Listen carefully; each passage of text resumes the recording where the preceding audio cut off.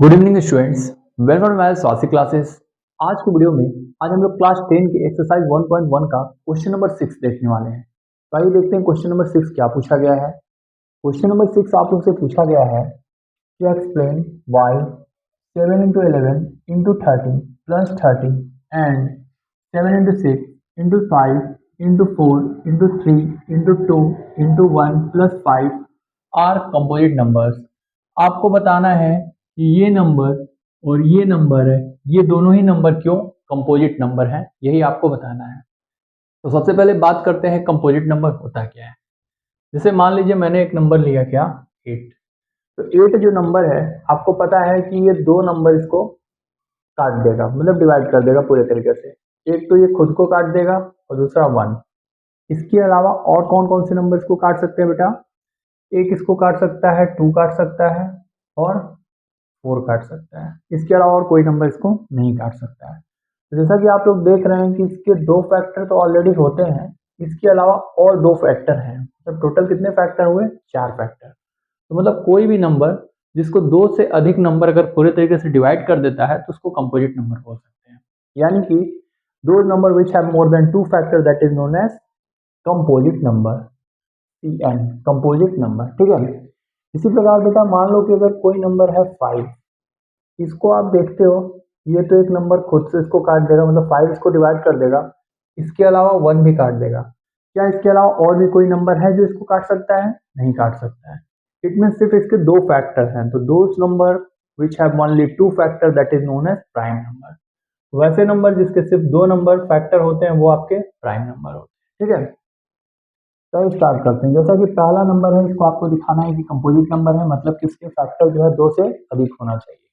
तो सबसे पहले हम लोग लिख लेते हैं 7 into 11 प्लस 13 प्लस 13।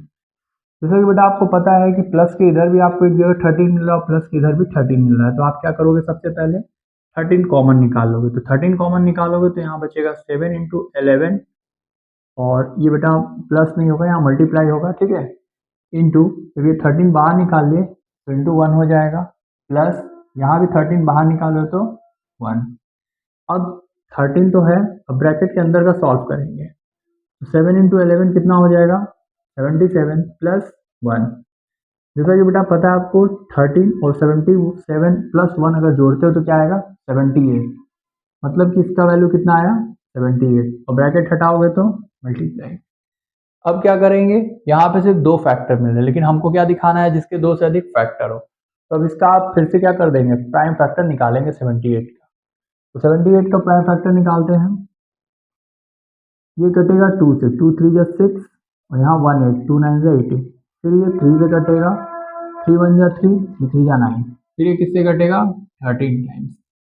तो बेटा जैसा कि आप देख रहे हैं कि एक तो 13 हो गया, इंटू इसके जगह हम 78 की जगह क्या लिख सकते हैं? 2 इंटू 3 इंटू 13, 2 इंटू 3 इंटू 13। इसके अलावा मैं क्या बताया, एक नंबर और होता है, वो क्या होता है? 1, जो इस नंबर को काटता है।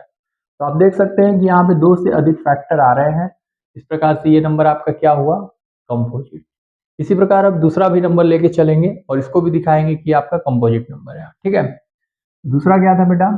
दूसरा है आपका 7 into 6 into 5 into 4 into 3 into 2 into 1 plus 5। जैसा कि आप देख रहे हैं यहाँ पे प्लस के इधर भी 5 है और प्लस के इधर और कोई नंबर है 5।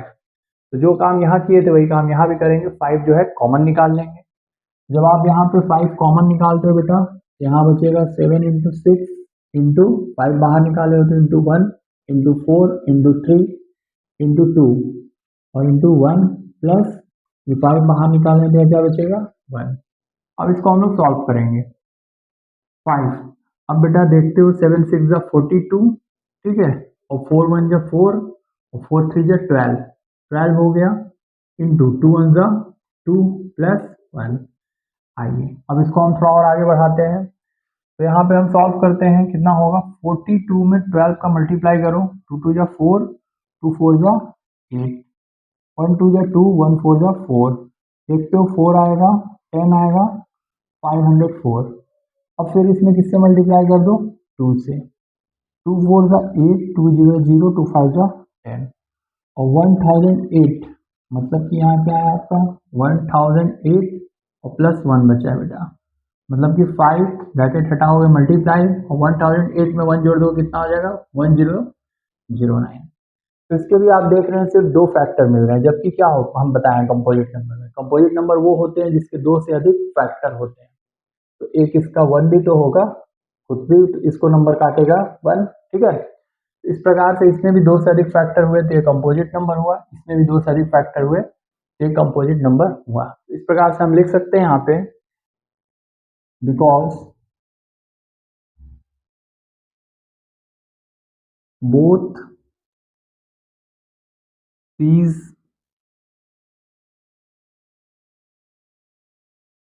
two numbers have more than two factor, therefore these are composite number। ये रहा बेटा इसका स्टेटमेंट। इस प्रकार से ये क्वेश्चन पूरे अच्छे तरीके से सॉल्व हो गया। आई थिंक आप लोग को अच्छे से समझ में आया होगा। अगर आप लोग को समझ में आया बेटा तो आप लोग कमेंट बॉक्स में जरूर आंसर दीजिएगा। आज के लिए इतना ही। Thank you very much.